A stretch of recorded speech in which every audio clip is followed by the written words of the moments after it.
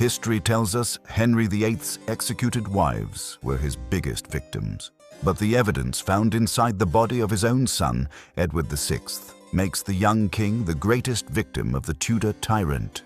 Today, we expose 500-year-old medical reports that confirm what historians feared most about Edward's death. Edward's story begins with a death so devastating it changed his father forever. King Henry executed his previous wife, Anne Boleyn, to be able to marry Jane Seymour, the woman he believed would finally give him a male heir, securing the Tudor dynasty, once and for all. In October 1537, Henry's greatest dream came true.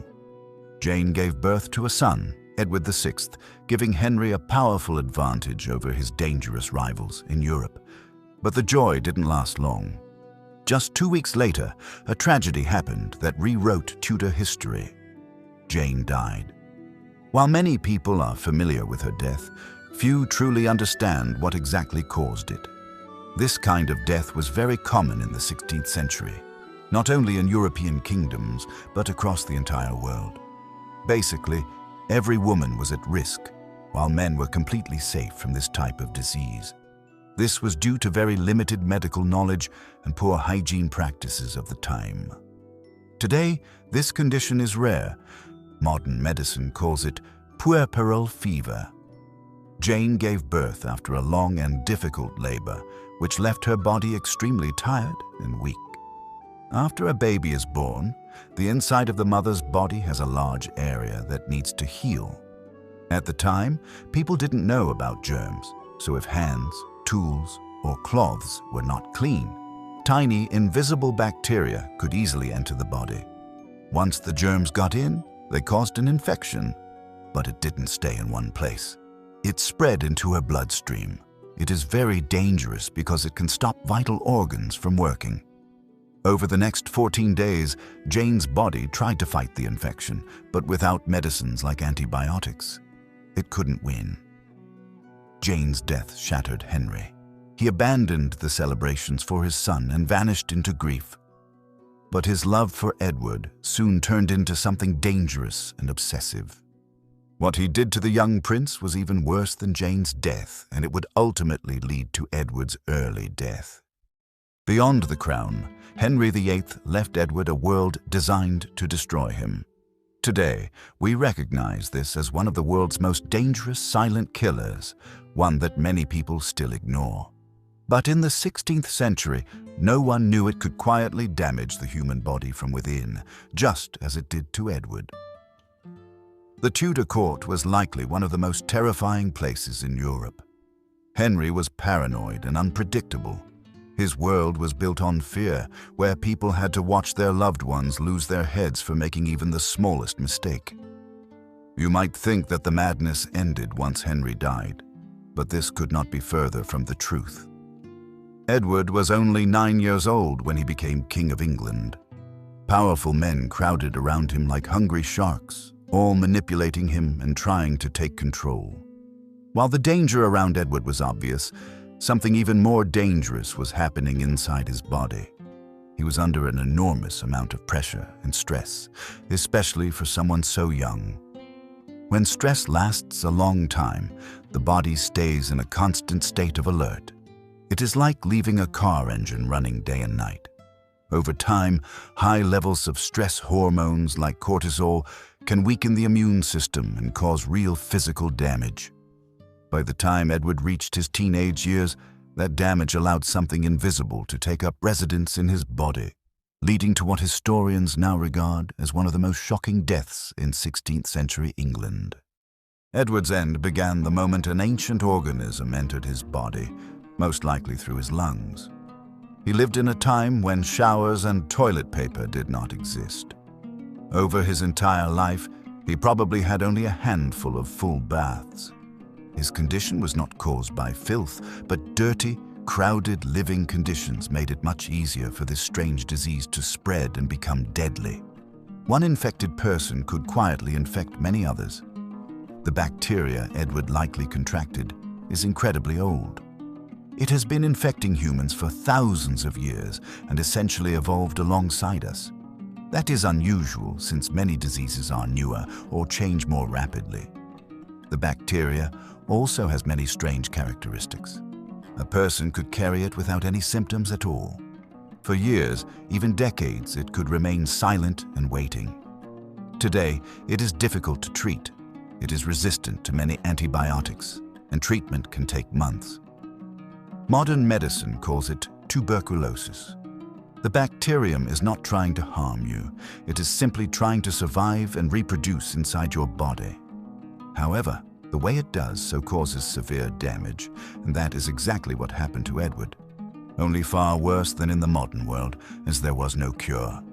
What his doctors witnessed during his final days and what they later discovered during examination left them completely speechless.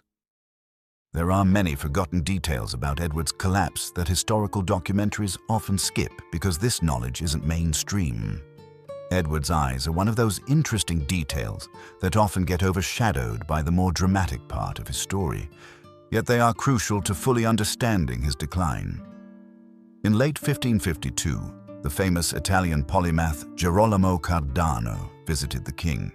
He noted that Edward not only had poor eyesight, but was also slightly deaf in one ear. As you probably already know, in Tudor times, attempts to treat such conditions often caused more harm than good.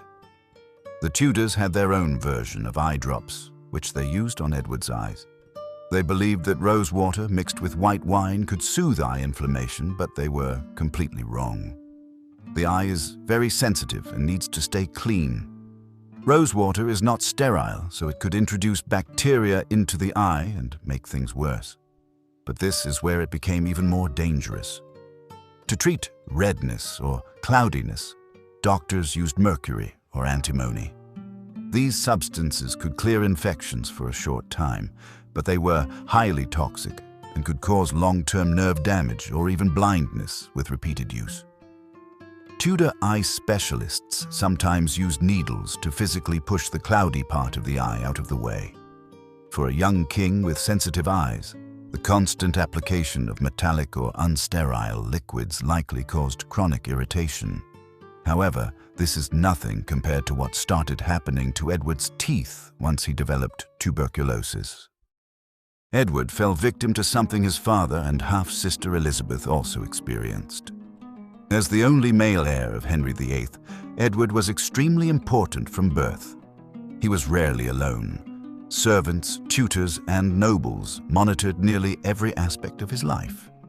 This theory is not strongly supported by modern medicine, but some speculate that this overprotectiveness prevented Edward from building a strong immune system. Because of this, when he got tuberculosis, his body could not fight it effectively. But Edward also had access to the greatest luxuries. And here is where the problem begins. The Tudors loved one particular luxury food that not only made their teeth rot. To this day, it still causes serious health problems. Eating too much of it can lead to disease and faster aging. This product was brought from places like the Mediterranean and later the Caribbean. Traders shipped sugar over long distances, which made it very expensive. However, it was not the only thing that could have harmed Edward's teeth. Tuberculosis may also have caused significant damage. It does not attack teeth directly, but it can have tragic effects on the mouth. It can sometimes cause painful sores on the tongue, gums, or the roof of the mouth. This can make eating very painful. Tuberculosis can also cause a dry mouth. Saliva helps protect teeth, so without enough of it, gum disease can become a serious problem. It can damage the bone that holds the teeth in place. When this happens, teeth can become loose. However, the worst symptoms Edward had from tuberculosis were much more serious than this. His illness quickly became very severe. Tuberculosis began in Edward VI's lungs, and its main symptoms were something you would never want to experience in your life. They didn't know this in the 16th century, but when TB bacteria get into the lungs, the immune system tries to trap them. It forms small prisons for the bacteria. At first, this can keep things under control. Over time, especially in someone like Edward, the bacteria break out of those prisons. The immune system attacks the infected lung tissue. It can cause serious damage to the lungs. In Edward's case, historical records note that he began coughing up blood. But there is an even crueler aspect of this disease. The Tudors literally called it consumption because it seemed to consume the body from within. Edward reportedly had severe sweating during sleep. His night sweats were likely so intense that his clothes and bedding became soaked, sometimes needing to be changed multiple times a night. He had a long-lasting fever that came and went, but never fully disappeared. Over months, Edward became thin and fragile. But there was something else that terrified people even more for centuries. The king remained mentally sharp even late into his illness. He was reportedly still making political decisions close to death. Observers often noted how patients could be fully aware while visibly dying, which made the illness seem cruel and almost unnatural. Tudor medicine had no real cure for it. The treatments they offered often made things worse, and in Edward's case, mistakes made by his physicians may have helped cause his death. The medical treatment of King Edward VI was a desperate mix of old Tudor ideas, harsh treatments, and eventually a fatal attempt by a mysterious female healer after the royal doctors had failed. Edward was cared for by the best physicians in England. They believed in the humoral theory, which said that illness was caused by an imbalance of body fluids. At first, the king was kept in the fresh air of Greenwich and was not allowed many visitors to stop the spread of illness. To rebalance his humors, doctors likely used bloodletting. They believed that removing blood would restore balance. However, for a patient already wasting away, these treatments only made him weaker. But there was still hope for Edward, or at least people believed so. By May 1553, when the royal doctors admitted the king was dying, the Duke of Northumberland dismissed them and brought in a mysterious, unnamed female healer. She promised a full recovery and prepared a series of potions.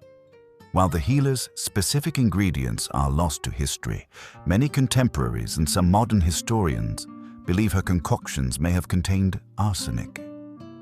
Shortly after taking her medicine, Edward's symptoms took an unexpected turn.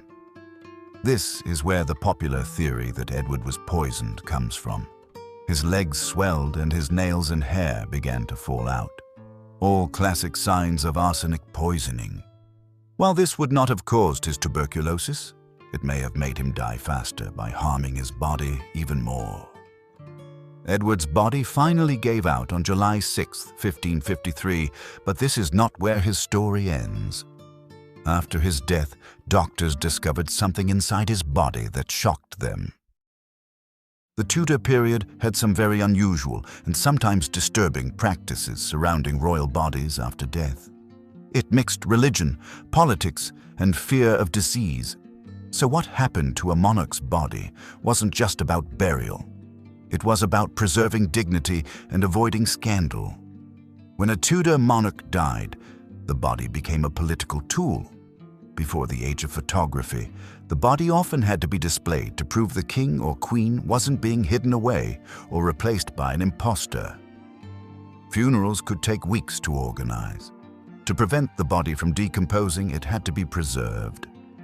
Tudor embalming was not the sophisticated science it is today. It usually involved removing what was inside. The body was then filled with aromatic herbs and spices. The journey of Edward's body to the grave was particularly strange. Edward's death was kept secret for several days. His advisors, led by the Duke of Northumberland, needed time to secure the throne for Lady Jane Grey and bypass Edward's Catholic half-sister, Mary. While they plotted, Edward's body remained at Greenwich Palace. Because of the delay and the nature of his illness, doctors were forced to act quickly. Reports from the time suggest the conditions became difficult to manage despite the embalmer's best efforts. When the royal surgeons examined his body, they found something that shocked even the medical men of the 16th century.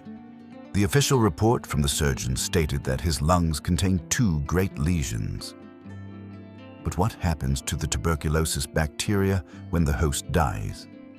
It obviously isn't conscious, but through evolution, it is able to survive inside human lungs and spread to new hosts. When someone dies, the immune system shuts down and the environment inside the body changes. This usually kills or severely limits TB bacteria over time. So if the bacteria hasn't already spread to another person, it's essentially trapped and will eventually die. Edward was buried in Westminster Abbey, right in front of the high altar of the Henry VII Chapel. But over time, something strange happened. People forgot exactly where he was buried. For more than 300 years, no one knew the true spot of the young king's grave. Then, in 1868, Dean Stanley began an investigation and made a surprising discovery. Edward's body may not have been treated with respect after his death. During the 1868 search, Dean Stanley was looking for the body of King James I, which had gone missing from official records. However, he also accidentally found Edward VI. When they opened the vault, they discovered a simple coffin. The Dean recorded that the coffin was in a narrow space, just large enough for one person. Unlike the dramatic account of King James, whose face was briefly recognizable when his coffin was opened, Edward's body was not in a state of perfect preservation. The coffin was damaged and worn down. When the vault was investigated, the remains were described as being in a state of advanced deterioration. Reports from the time mentioned that the coffin had been opened at some point in the past, likely by workmen or during the English Civil War. This is where another dark possibility emerges. In the 1640s, Oliver Cromwell's soldiers caused a great deal of damage in Westminster Abbey. They broke altars and destroyed decorations on Henry VII's tomb. They believed they were not destroying history, but instead cleansing England of what they saw as wrong or sinful. Back then, people did not have cameras or phones. If they saw something interesting or disturbing, the only way to prove they were there was to take a piece of it home. If a tomb was open and the king still had hair, people might snip it off with scissors to keep in a locket. Some people were so obsessed with history that they would literally take small physical relics from tombs. Sir Henry Halford even took a piece of King Charles I's neck bone and showed it off at dinner parties like a strange trophy. It is possible that something similar happened to Edward VI's remains. His hair or another body part could have been taken by Cromwellians or someone else. But this is one of the least gruesome cases like that in Tudor history. The executed wife of Edward's father, Anne Boleyn, met a far more chilling fate after death. Watch the previous video to discover the truth.